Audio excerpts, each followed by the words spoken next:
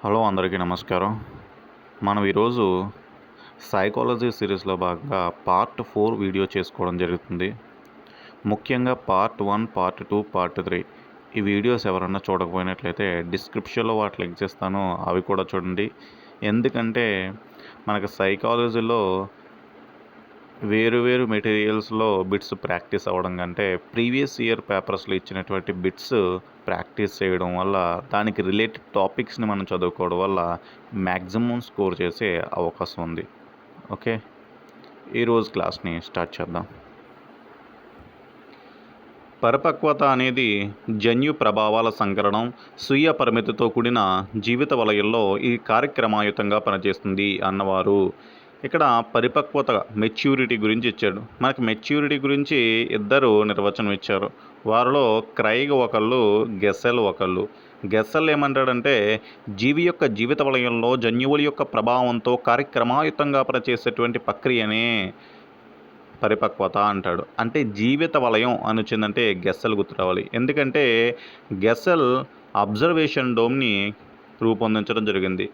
Observation డోమ్ని అంటే dome అంటే వలయం గుర్తుకు రావాలి. మనకి జీవిత వలయం అనగానే గెస్సెల్ గుర్తు రావాలి. So option 2 is the correct one. మరి క్రైగ్ ఏ నిర్వచనం ఇచ్చాడు? క్రైగ్ ఏ నిర్వచనం ఇచ్చాడంటే పరిపక్వత జీవి జన్యు ప్రతిష్టాన్ని తెలుపుతుందని, ముందుగా నిర్ణయించబడినటువంటి ప్రణాళికాబద్ధమైనటువంటి మార్పులు సంభవిస్తాయని క్రైగ్ పేర్కొన్నాడనమాట. ఇంకా క్రైగ్ వికాసం గురించి కూడా ఒక నిర్వచనం ఇవ్వడం జరిగింది. ముఖ్యంగా వికాసం గురించి చూస్తే క్రైగ్ ఇచ్చిన నిర్వచనం జీవ సంబంధిత పరిసరాల ప్రభావం వల్ల జీవి యొక్క సంరచనలోనూ, ఆలోచనలోనూ, ప్రవర్తనలోనూ మార్పు రావడమే వికాసమని క్రైగ్ పేర్కొనడం జరిగింది. ఇంకా థర్డ్ ఆప్షన్ అండర్సన్ ఏమంటాడంటే శరీర ఆకారాలను వాటి యొక్క ప్రాకార్యాలను వ్యతిరేపరిచే సంక్లిష్ట ప్రక్రియే వికాసం అంటాడనమాట అండర్సన్. ఇంకా ఫోర్త్ ఆప్షన్ హర్లాక్ ఏమంటాడంటే సాంఘిక సంబంధాలలో పరిపక్వత సాధించడమే సాంఘిక వికాసం అంటాడు, సామాజిక వికాసం అని కూడా అంటాడు. ఇది హర్లాక్ చెప్తాడనమాట. ఇలా for this question option 2 is the correct one. Next question. క్రింది వాణిలో సరికాని వాక్యాన్ని ఎంపిక చేయండి. వికాసం అవిచ్ఛిన్నంగా సాగుతుంది, వికాసాన్ని ప్రాగుక్తీకరించలేము, వికాసం సంచితమైనది, వికాసం ఒక పరస్పర చర్య. వికాసం అవిచ్ఛిన్నంగా సాగుతుంది. ఎస్, వికాసం అనేది ఒక కంటిన్యూస్ ప్రాసెస్. పుట్టినప్పటి నుండి చనిపోయే వరకు వికాసం డెవలప్మెంట్ అనేది అలా జరుగుతూనే ఉంటుంది. వికాసం సంచితమైనది. వికాసం సంచితమైనదా? ఎస్, వికాసం సంచితమైనది.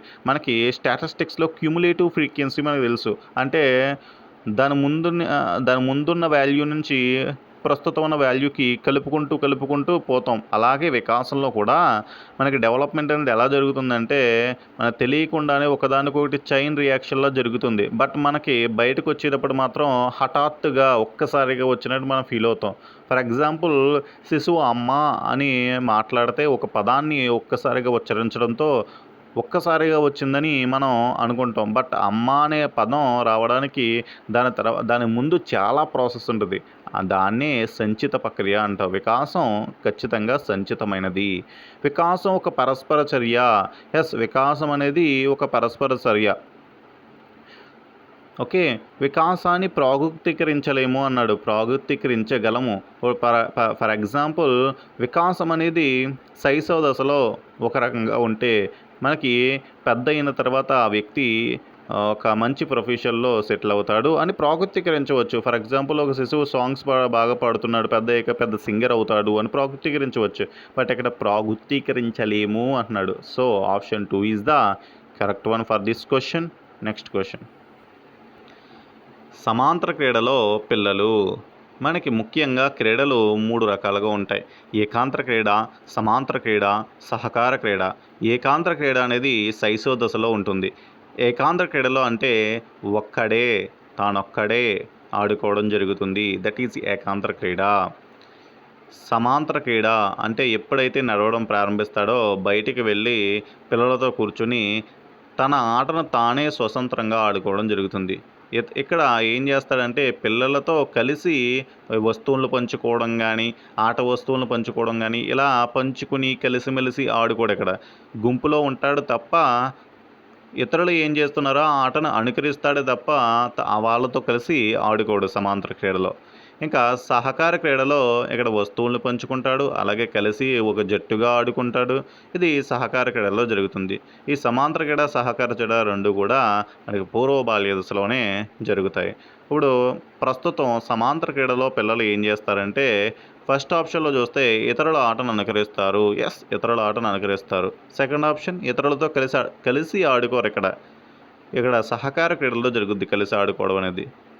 స్నేహితులతో మాత్రమే ఆడుకుంటారు కాదు. తమ ఆట వస్తువులు ఇతరులతో పంచుకుంటారు. ఇది కూడా సహకార క్రీడలో జరుగుతుంది. కాబట్టి option 1 is the correct one for this question. Next పియాజే ప్రకారం అంతర్బుద్ధి దశలో పిల్లల్లో ఉండే పరిమితి ఏంటి?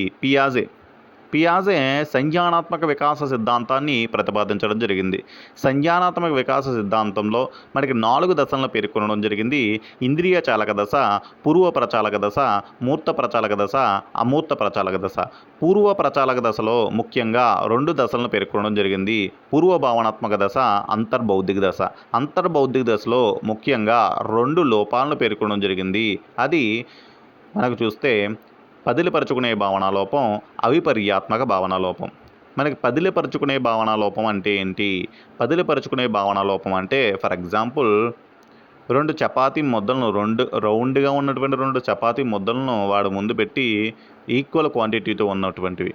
ఆడు ముందు పెడితే ఆడేమంటాడంటే 2 ఈక్వల్ క్వాంటిటీ అంటాడు. పర్లేదు బాగానే ఉంది.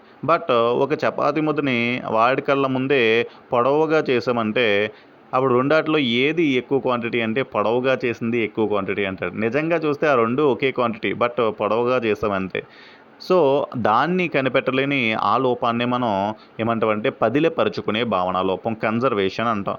ఇంకా అవిపర్యాత్మక భావన లోపం అంటే ఏంటి? అవిపర్యాత్మక భావన లోపమే ఏకమితి లక్షణం అంటాం. అంటే ఒకే డైరెక్షన్లో ఆలోచిస్తాడనమాట.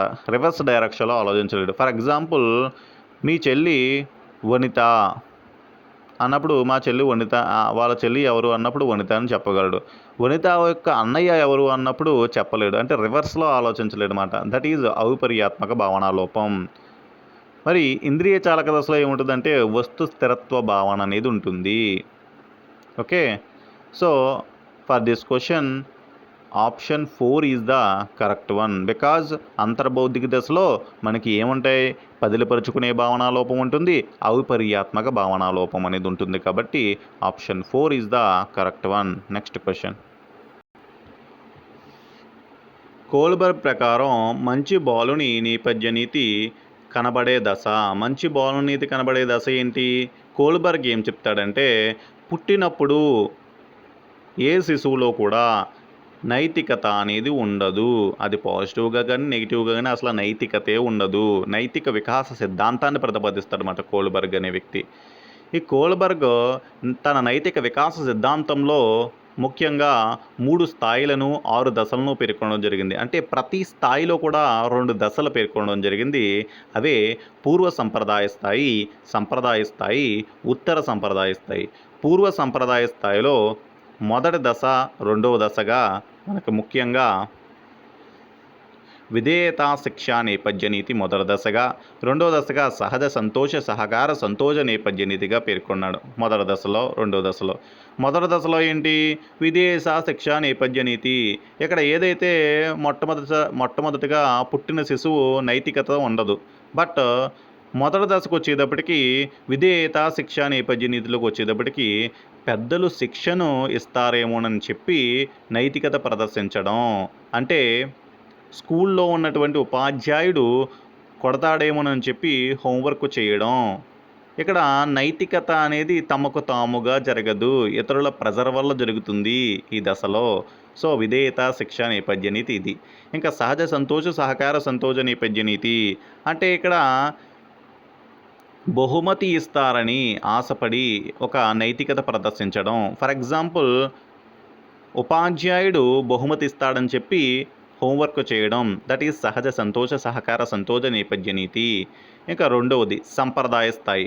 ఈ సంప్రదాయ స్థాయిలో మంచి బాలుడు బాలిక నేపథ్య నీతి. సంప్రదాయ స్థాయి అంతా కూడా ఇతరుల కోసం బతుకుతాడనమాట. అంటే సమాజంలో మంచి పేరు తెచ్చుకోవడానికి, మంచి పేరు ఉండాలని, అందరూ పొగుడతారని ఇక్కడ బతకడం జరుగుతుంది. దాంట్లో మూడవ దశలో చూసుకున్నట్లయితే మంచి బాలుడు బాలిక నేపథ్య నీతి అంటే సమాజంలో అందరూ మంచి బాలుడు అనాలని చెప్పి నైతికత ప్రదర్శించడం జరుగుతుంది. అంటే ఫర్ ఎగ్జాంపుల్ స్కూల్కి రోజు త్వరగా వస్తే స్కూల్లో ఉన్నటువంటి అందరు స్టాఫు స్కూల్లో ఉన్నటువంటి అందరు విద్యార్థులు తనని మెచ్చుకుంటారని స్కూల్కి రోజు కరెక్ట్ టయానికి రావడం అనేది మంచి బాలుడు బాలిక నేపథ్య నీతి. Okay, so for this question సంప్రదాయ స్థాయి మూడవ దశ మంచి బాలుడు బాలిక నేపథ్య నీతి కాబట్టి option 3 is the correct one. Next question, పిల్లలో మేధస్సులో భాషా గ్రహణ పరికరం ఉంటుంది అని అభిప్రాయపడిన వాడు. మనకి భాష అంటే నోమ్ చామ్స్కీయే గుర్తుకు రావాలి. భాషా గ్రహణ పరికరం అంటే లాంగ్వేజ్ ఎక్విజిషన్ డివైస్. ఇతను ఏమంటాడంటే పిల్లల మెదడులో లాంగ్వేజ్ ఎక్విజిషన్ డివైస్ అనేది ఉంటుంది. ఇది ఒక యూనివర్సల్ గ్రామర్గా విశ్వ వ్యాకరణంగా పనిచేస్తుంది. మనకి గర్భం నుండి బయటికి వచ్చినటువంటి శిశువు తన పరిసరాలలో ఏదైతే భాషకి లోనవుతాడో, తన పరిసరాల్లో ఏదైతే భాష తనకు వినిపిస్తుందో కనిపిస్తుందో ఇవన్నీ కూడా తన మెదడులో ఉన్నటువంటి ఈ భాషా గ్రహణ పరికరం అనేది యాక్టివేట్ అవుతుందన్నమాట. దానివల్ల ఆ యాక్టివేట్ అవి ఆ భాషను మాట్లాడేలా చేస్తుంది. అలా అని మనకి స్వతఃసిద్ధ వాదాన్ని ప్రతిపాదిస్తాడనమాట నోమ్ చామ్స్కీ. ఇక బండూరా ఏమంటాడు, సాంఘిక పరిసర అభ్యాసన సిద్ధాంతం సాంఘిక అభ్యాసన సిద్ధాంతాన్ని ప్రతిపాదిస్తాడు బండూరా. అంటే అనుకరణ ద్వారా, ఇతరులను అనుకరించడం ద్వారా మనకి అభ్యాసనం జరుగుతుంది అంటాడు బండూరా. ఇంకా స్కిన్నర్ ఏమంటాడంటే కార్యసాధక నిబంధన సిద్ధాంతాన్ని ప్రతిపాదించి పునరుద్ధరణం ఇవ్వడం ద్వారా మన నిబంధనను గట్టిపరచవచ్చు అంటారన్నమాట.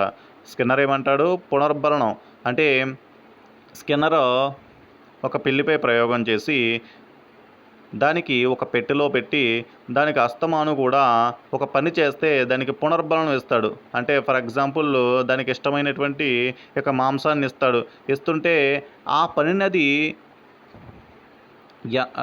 పనిని ఆ పునర్బలం ఎక్కువ ఇవ్వడం ద్వారా ఆ పనిని బాగా చేస్తుందన్నమాట. ఇది స్కిన్నర్ చెప్తాడు మాట కార్యసాధన నిబంధన సిద్ధాంతంలో. అంటే పునర్బలం ఎక్కువయ్యే కొలది నిబంధన గట్టిపడుతుంది అంటాడు. ఇక కోల్బర్గ్ ఏమంటాడంటే నైతిక వికాస సిద్ధాంతాన్ని ప్రతిపాదిస్తాడు. దాంట్లో మనకి 3 స్థాయిలు 6 దశలను పేర్కొనడం జరిగింది. ఇంకా next question, for this question option 1 is the correct one. వ్యక్తిగత ప్రజ్ఞాపరీక్షలకు ఉదాహరణ. వ్యక్తిగత ప్రజ్ఞాపరీక్షలు అంటే ఆ ప్రజ్ఞాపరీక్షని ఒక్కరిపై మాత్రమే నిర్వహిస్తే, ఒక్కొక్కరిపై నిర్వహిస్తే దట్ ఈజ్ వ్యక్తిగత ప్రజ్ఞాపరీక్ష. సామూహికంగా నిర్వహిస్తే దట్ ఈజ్ సామూహిక ప్రజ్ఞాపరీక్ష. ఇప్పుడు ఆర్మీ పరీక్షలన్నీ కూడా ఆర్మీ ఆల్ఫా పరీక్షన, ఆర్మీ బీటా పరీక్షన, ఏదైనా ఆర్మీ పరీక్షలన్నీ కూడా సామూహిక పరీక్షలు. మరి ఆర్మీ ఆల్ఫా పరీక్ష ఏంటి? అది ఒక సామూహిక పరీక్ష, అది ఒక పేపర్ పెన్సిల్ పరీక్ష, అది ఒక వేగ పరీక్ష. ఓకే, అది ఒక శాబ్దిక పరీక్ష ఆర్మీ ఆల్ఫా పరీక్ష. ఇంకా ఆర్మీ బీటా పరీక్ష వచ్చేటప్పటికి అది ఒక అశాబ్దిక పరీక్ష, అది ఒక సామూహిక పరీక్ష, అది ఒక వేగ పరీక్ష. అంటే వేగ పరీక్ష అంటే వేగంగా రాయాలన్నమాట. దానికి ఒక స్టిపులేటెడ్ టైం అనేది ఉంటుంది, ఆ టైంలోపు రాసేయాలి. దట్ ఈజ్ వేగ పరీక్ష. శక్తి పరీక్షలు అంటే ఎంత టైం అన్నా తీసుకోవచ్చు దానికి అవి. ఇంకా raven standard progressive matrices test చూసుకున్నట్లయితే ఇది ఒక raven standard progressive matrices test అనేది ఇది ఒక నిష్పాదన పరీక్ష. అలాగే ఇది ఒక సామూహిక పరీక్ష. ఇది వ్యక్తిగత పరీక్ష కాదు, ఇది ఒక సామూహిక పరీక్ష. అలాగే ఇది ఒక పేపర్ పెన్సిల్ పరీక్ష. అలాగే ఇది ఒక శక్తి పరీక్ష, అంటే ఎంతసేపు అయినా రాయొచ్చు దీన్ని. ఇది Raven standard progressive matrices test. ఇంకా Wechsler intelligence scale for children, ఇది వ్యక్తిగత ప్రజ్ఞా పరీక్ష. వ్యక్తిగత ప్రజ్ఞా పరీక్షకు ఉదాహరణ ఏంటండి? Wechsler intelligence scale for children. So for this question option 4 is the correct one. Differential aptitude టెస్ట్లో ఉపపరీక్షల సంఖ్య. మరి డిఫరెన్షియల్ ఆప్టిట్యూడ్ టెస్ట్ అంటే ఏంటి? ఆప్టిట్యూడ్ అంటే సహజ సామర్థ్యం. మన సహజ సామర్థ్యాన్ని పరీక్షించడం కొరకే ఈ సహజ సామర్థ్య పరీక్ష ఉన్నది. దీన్నే డాట్ బి అంటమాట, డిఫరెన్షియల్ ఆప్టిట్యూడ్ టెస్ట్. ఈ డిఫరెన్షియల్ ఆప్టిట్యూడ్ టెస్ట్ అనేది దేని ఆధారంగా రూపొందిందంటే థర్స్టన్ ప్రతిపాదించినటువంటి ప్రాథమిక మానసిక సామర్థ్యాల సిద్ధాంతం ఆధారంగా రూపొందించబడిందట. థర్స్టన్ మనకి దేని ఫేమస్? మనకి ప్రజ్ఞా సిద్ధాంతాలలో సామూహిక కారకాల సిద్ధాంతానికి ఫేమస్ మనకి థర్స్టన్ అనమాట. ఈ థర్స్టన్ ప్రతిపాదించినటువంటి ప్రాథమిక మానసిక సామర్థ్యాల సిద్ధాంతమే ఈ యొక్క డిఫరెన్షియల్ ఆప్టిట్యూడ్ టెస్ట్ బ్యాటరీకి ఆధారం. దీన్ని రూపొందించిన వాళ్ళు ఎవరు? ఈ డిఫరెన్షియల్ ఆప్టిట్యూడ్ టెస్ట్ను రూపొందించిన వారు బిన్నెట్ అయితే, భారతీయులకు అనుగుణంగా రూపొంది మార్పులు చేసిన వాడు ఎవరంటే ఆహుజా. భారతీయులకు అనుగుణ మార్పులు చేసిన వారు ఆహుజా. దీనిలో ముఖ్యంగా 8 ఉపపరీక్షలు అనేవి ఉండడం జరుగుతుంది. ముఖ్యంగా ఇది 8 నుంచి 12 తరగతులు చదివే విద్యార్థులకు ఉద్దేశించబడిందన్నమాట. 8 నుంచి 12 తరగతులు చదివే విద్యార్థులకు ఉద్దేశించబడింది. అలాగే దీంట్లో ఉండేటువంటి ఉపపరీక్షల సంఖ్య కూడా 8. ఈ ఉపపరీక్షలు ఏంటి? చాలా ఇంపార్టెంట్. శాబ్దిక, సంఖ్య, ప్రాదేశిక, యాంత్రిక, అమూర్త, గుమస్తా, భాష, పద నిర్మాణం, వ్యాకరణం, ఇలా టోటల్గా 8 ఉపపరీక్షలు ఉంటాయి. For this question option 4 is the correct one. Next question. దీనిని ప్రధాన గ్రంథిగా వ్యవహరిస్తారు. ఏ ఔటు గ్రంథి, 2 పీయూష గ్రంథి, 3 అధివృక్క గ్రంథి, 4 పార్శ్వ ఔటు గ్రంథి. మనకి ప్రధాన గ్రంథిగా వ్యవహరించేది ఏంటంటే పీయూష గ్రంథి. పీయూష గ్రంథినే పిట్యూటరీ గ్లాండ్ అంటారు. పిట్యూటరీ గ్లాండ్ అనేది మెదడులో బఠానీ గింజ ఆకారంలో ఉంటుంది. ముఖ్యంగా ఈ గ్రంథి మిగతా అన్ని గ్రంథులను నియంత్రిస్తుంది కాబట్టి దీన్ని ప్రధాన గ్రంథి లేదా మాస్టర్ గ్లాండ్ అని పిలుస్తారు. ముఖ్యంగా ఇది ఎక్కువైతే దీర్ఘకాయత్వం అనేది వస్తుంది. గ్రోత్ హార్మోన్ రిలీజ్ చేస్తుంది అన్నమాట ఇది పీయూష గ్రంథి. ఈ గ్రోత్ హార్మోన్ ఎక్కువైతే దీర్ఘకాయత్వం వస్తుంది. అదే తక్కువ అయితే మనకి మరగుజ్జుతనం అనేది రావడం జరుగుతుంది. So for this question option 2 is the correct one. మరి మిగతా ఆప్షన్ చూద్దామా? ఔటు గ్రంథి అంటే ఏంటి? థైరాయిడ్ గ్లాండ్ అంటాం. ఇది మనకి కంఠంలో ఉండడం జరుగుతుంది. ముఖ్యంగా ఈ ఔటు గ్రంథి థైరాక్సిన్ అనేటువంటి హార్మోన్ రిలీజ్ చేస్తుంది. ఈ థైరాక్సిన్ మనకి వయోజన దశలో లోపిస్తే మిక్సోడిమా అనేటువంటి వ్యాధి వస్తుంది. అదే థైరాక్సిన్ మనకి యవ్వన దశలో లోపిస్తే క్రిటివిజం అనేటువంటి వ్యాధి రావడం జరుగుతుంది. మనకి థైరాక్సిన్ స్రావకం లేదా ఔటు గ్రంథి ఒక మూలకంపై ఎక్కువగా ఆధారపడుతుంది. అదే అయోడిన్. ఈ అయోడిన్ లోపం వల్ల మనకి చిన్నపిల్లల్లో గాయిటర్ అనేటువంటి వ్యాధి రావడం జరుగుతుంది. ఇది ఔటు గ్రంథి గురించి. ఇంకా అధివృక్క గ్రంథి చూస్తే దీన్ని ఎడ్రినల్ గ్లాండ్ అంటారు. మనకి కిడ్నీలపై ఒక టోపీ ఆకారంలో ఉంటుంది. ఇదే అధివృక్క గ్రంథి. ఈ అధివృక్క గ్రంథి ఉద్వేగాలకు నియంత్రిస్తుందన్నమాట. ఉద్వేగాలు అయినటువంటి ఫైట్ ఆర్ ఫ్లైట్ హార్మోన్ అంటారు. ఎందుకు? మనకి ఏదైనా ఆపద వచ్చినప్పుడు ఫైట్ చేయాలంటే ఉద్వేగాలు కావాలి, పారిపోవాలన్నా అది కూడా ఒక ఉద్వేగమే. కాబట్టి ఫైట్ ఆర్ ఫ్లైట్ హార్మోన్ అంటారు అధివృక్క గ్రంథిని. ఇది అడ్రినలిన్ అనేటువంటి హార్మోన్ను రిలీజ్ చేస్తుందన్నమాట ఈ అధివృక్క గ్రంథి. ఇంకా మనకు ఉద్వేగాలకి మన శరీరంలో ముఖ్యంగా 2 పార్ట్స్ అనేవి వెరీ ఇంపార్టెంట్. అవి నియంత్రిస్తే ఒకటి మెదడులో ఉన్నటువంటి ద్వారగోధం, రెండోది ఈ గ్రంథి. నెక్స్ట్ పార్శ్వ ఔటు గ్రంథి. ఈ పార్శ్వ ఔటు గ్రంథిని పారాథైరాయిడ్ గ్లాండ్ అంటారు. థైరాయిడ్ గ్లాండ్కి కొంచెం కిందన మనకి పార్శ్వ ఔటు గ్రంథి అనేది ఉంటుంది. ఇది పారాథార్మోన్ అనేటువంటి హార్మోన్ రిలీజ్ చేస్తుంది. ఈ పారాథార్మోన్ అసమర్థత వల్ల మనకి టిటానీ అనేటువంటి వ్యాధి రావడం జరుగుతుంది. So for this question option 2 is the correct one. Next question. గణేష్కి పాఠశాలకు వెళ్ళాలని ఉంది, అదే సమయంలో ఇంటి వద్ద ఆడుకోవాలని ఉంది.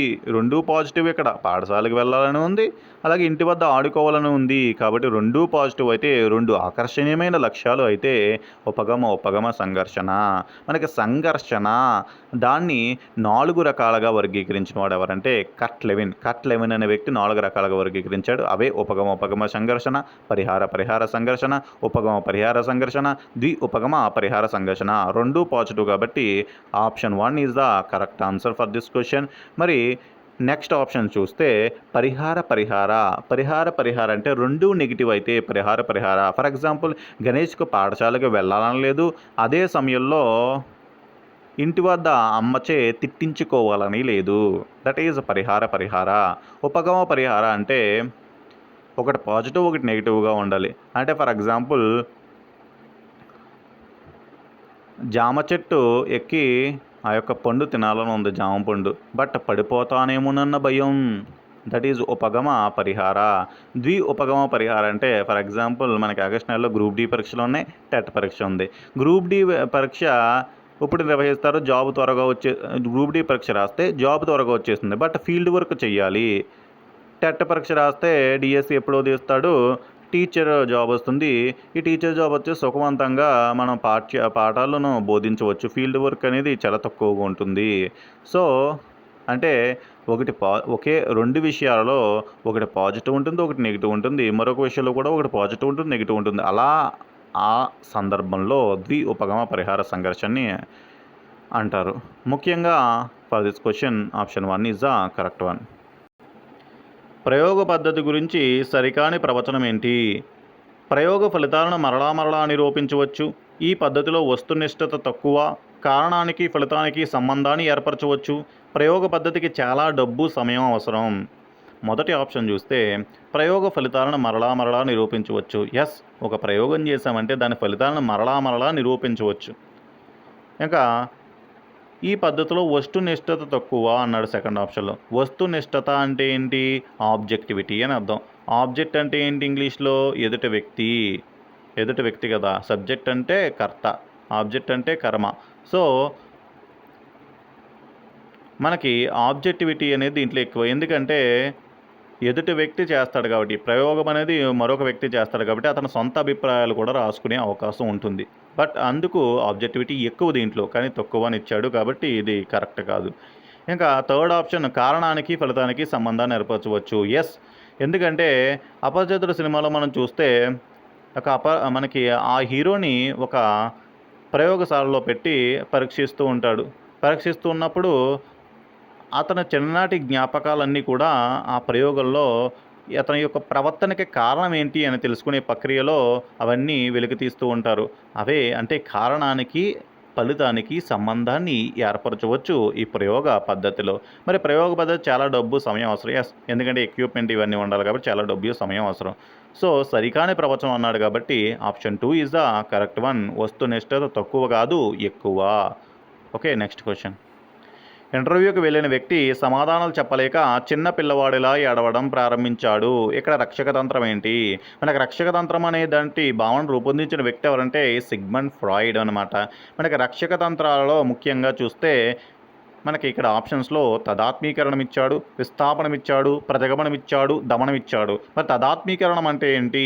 తదాత్మీకరణం అంటే మనం విజయం సాధించకపోయినా ఇతరులు సాధించినటువంటి విజయాన్ని మనం విజయంగా భావించి సంతోషపడడం, దట్ ఈజ్ తదాత్మీకరణం.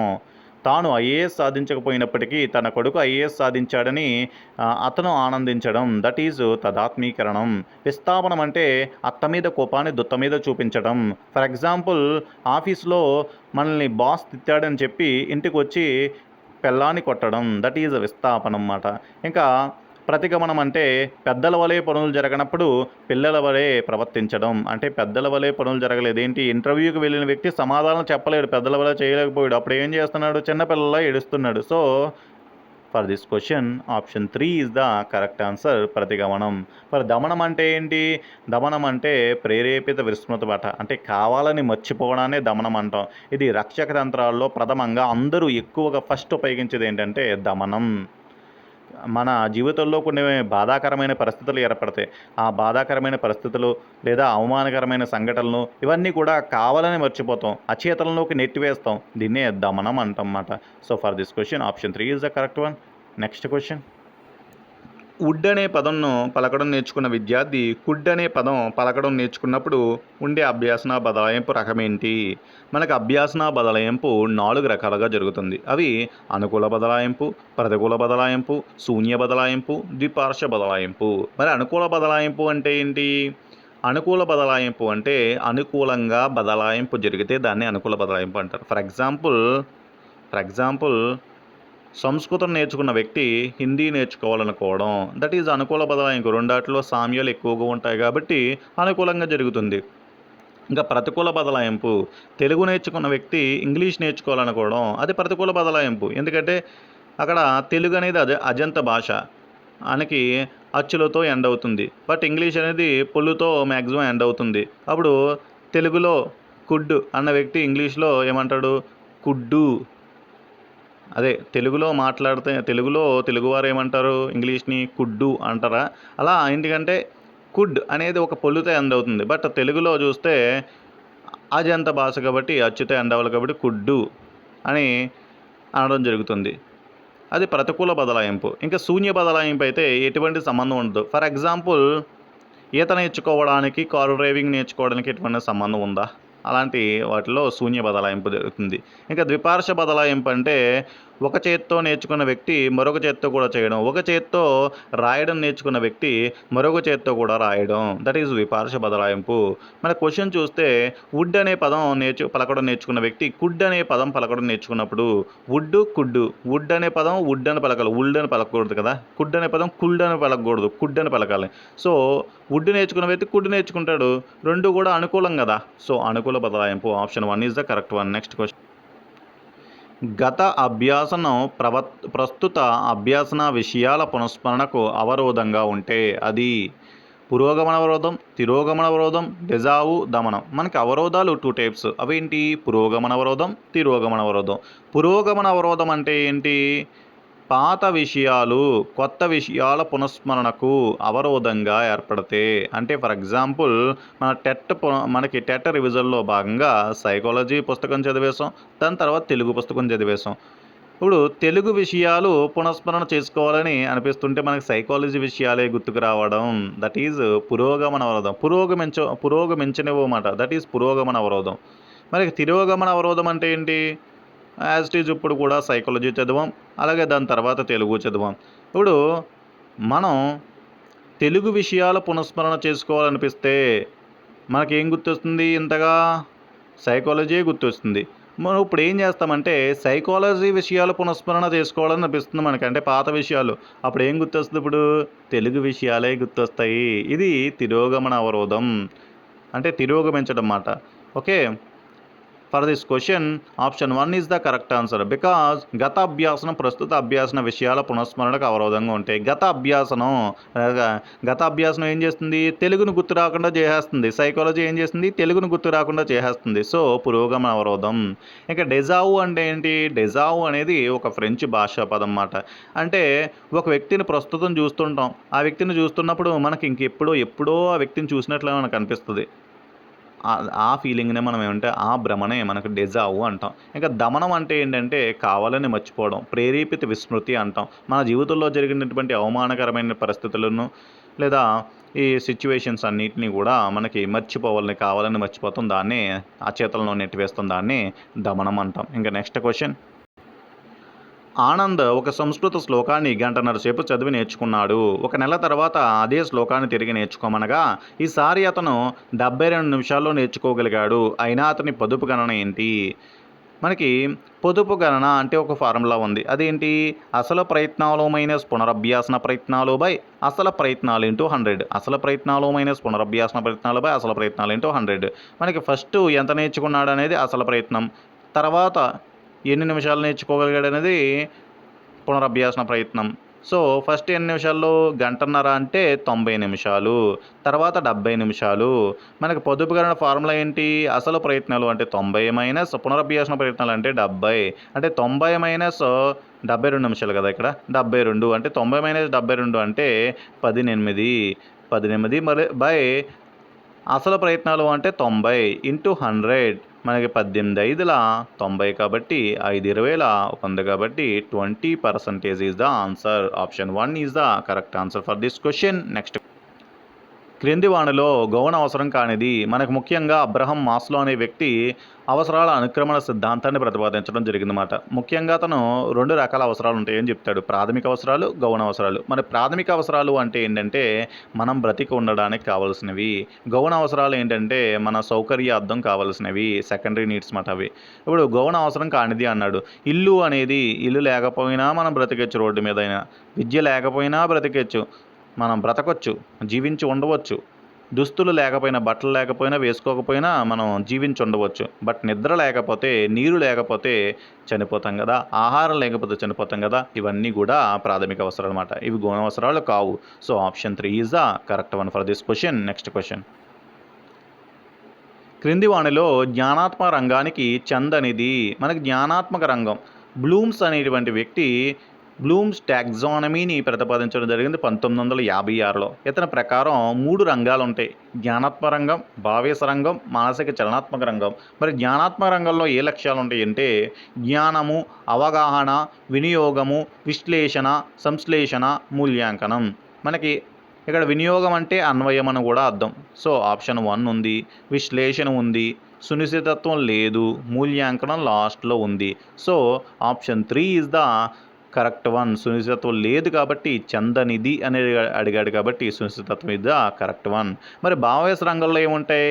గ్రహించడం, ప్రతిస్పందించడం, విలువ కట్టడం, వ్యవస్థాపనం, శీలస్థాపనం అనేవి లేదా లాక్షణీకరణం అంటారు. అవి మనకి భావేశ రంగంలో ఉంటాయి.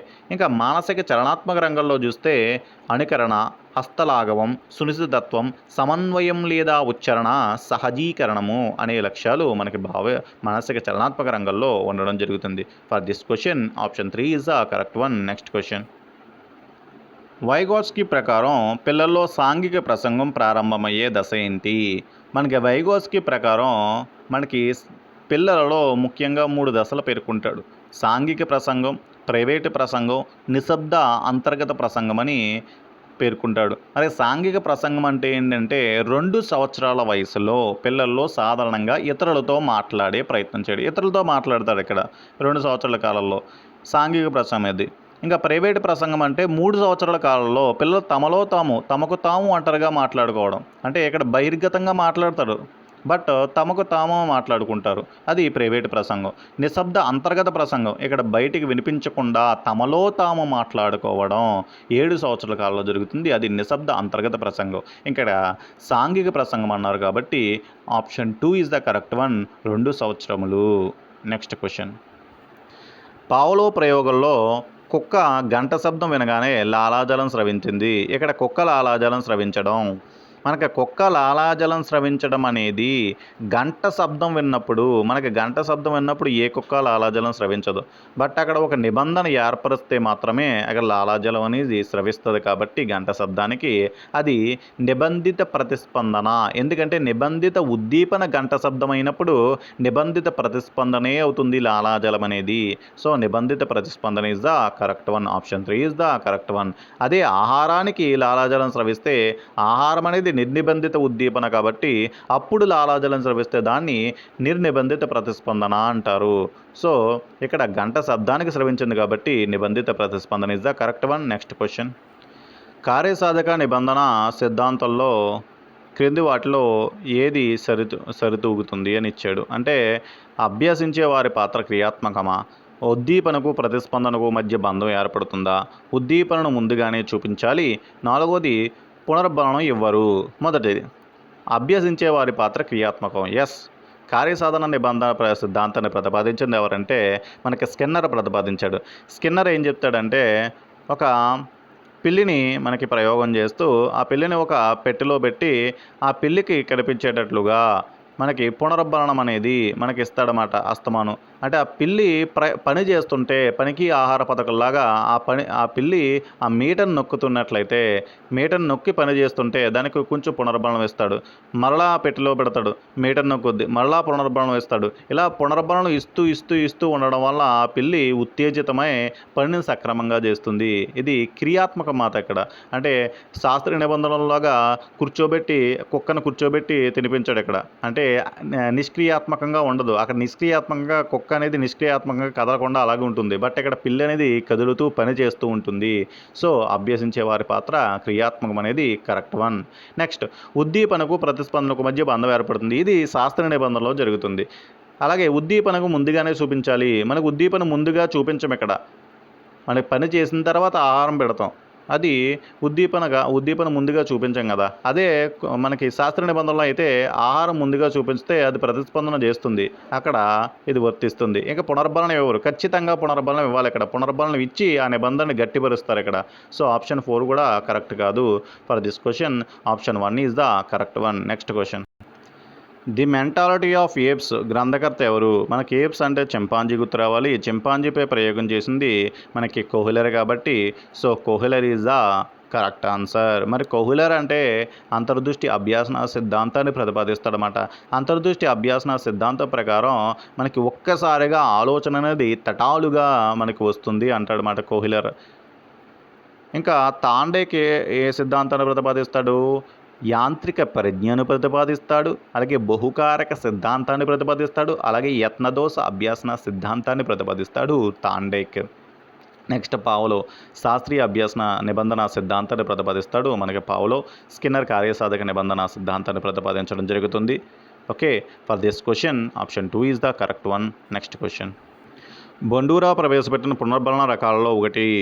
బండూరా ఏం ప్రవేశపెడతారండి? ప్రత్యక్ష పునర్బలనం ప్రవేశపెడతారు కాబట్టి option 3 is the correct one. మిగతావేమీ కూడా బండూరాకి సంబంధం లేదు కాబట్టి option 3 is the correct one, ప్రత్యక్ష పునర్బలనం. ఓకే, ఇక్కడతో ఈ క్లాస్ అనేది కంప్లీట్ అయింది. నెక్స్ట్ సైకాలజీ బిట్స్తో మరలా కలుసుకుందాం. Okay, thank you.